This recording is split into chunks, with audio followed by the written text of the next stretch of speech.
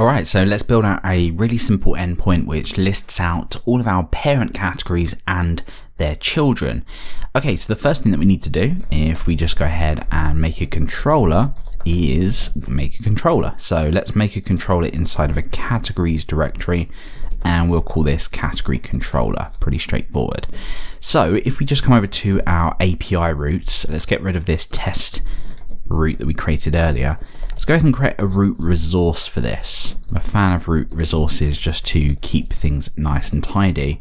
And let's reference our categories folder and category controller. And what you can do if you want is inside of here, do things like only index if you prefer, but I'm just going to go ahead and get rid of that and just have this as a single resource. So what we should be able to do now is come over to Postman, come over to API/categories, just make sure that we give this the correct name and go ahead and send that through. Now, of course, the index method doesn't exist at the moment. So let's come over to the category controller. Let's create this index method out, and we should be pretty much good to build this out. Perfect. Okay, so we're going to use a category resource for this. These are API resources within Laravel. If you've not checked this out, we have a separate course on this, but pretty much what we're doing here should make sense. So let's go ahead and make a resource, and let's call this category resource, and this will be available under HTTP resources. Essentially what we just do now is return the kind of data that we want to see for each category or a single category inside of here. So what are the kind of pieces of information that we would want for each of our categories? Well, of course, the name, that makes sense. We're going to reference this name.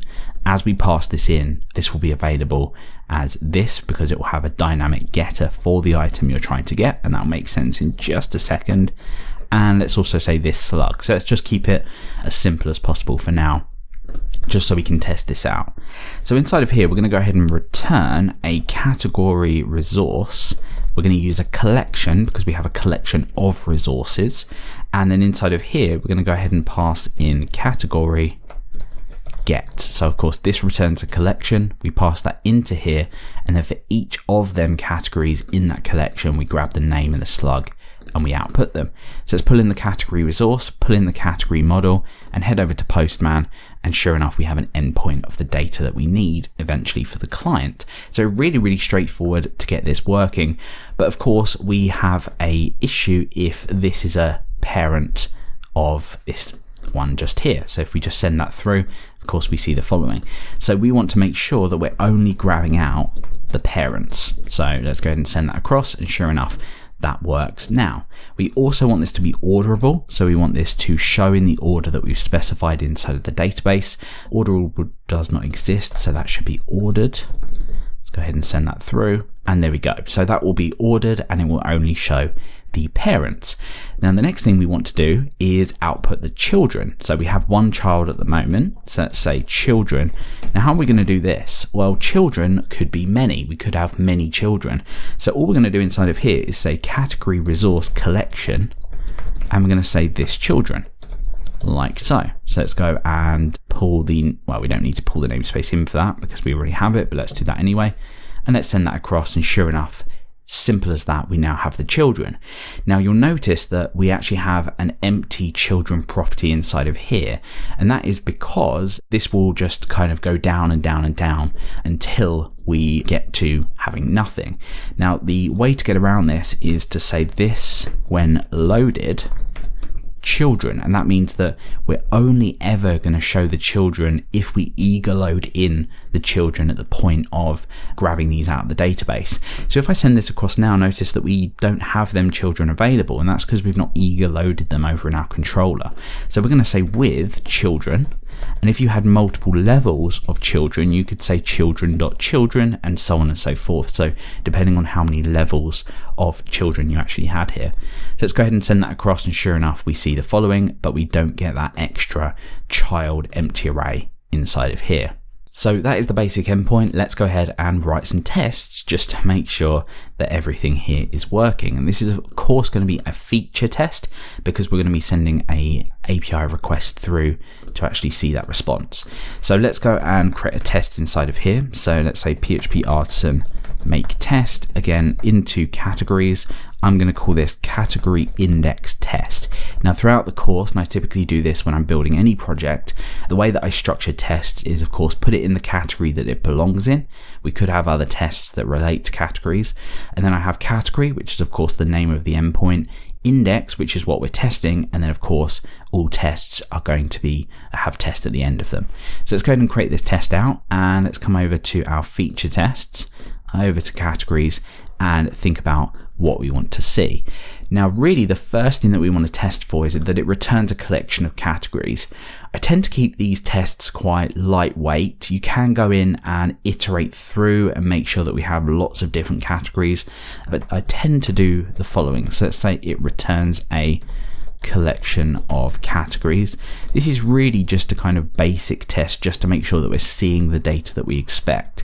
So what I would typically do here, and I'll show you an alternative in just a minute, is I would create a category using our factory. So let's create this out in here, and let's make a request through to that endpoint. So really simply, we just say this JSON, because of course we're building out a JSON API. We're going to make a request to API/categories, and we want to assert that we see the JSON fragment, and JSON fragment will check a part of your JSON. It won't look at the exact structure. We want to see that the slug there exists with the category that we've just created. So that's pretty much all we're doing here. We're just making a request to here and making sure that we see the category that we've defined. So if we go and run PHP unit tests feature categories, you'll see that we get that passing. Now an alternative is to create a list of categories. So let's create 2 categories and let's assert that we see both of these.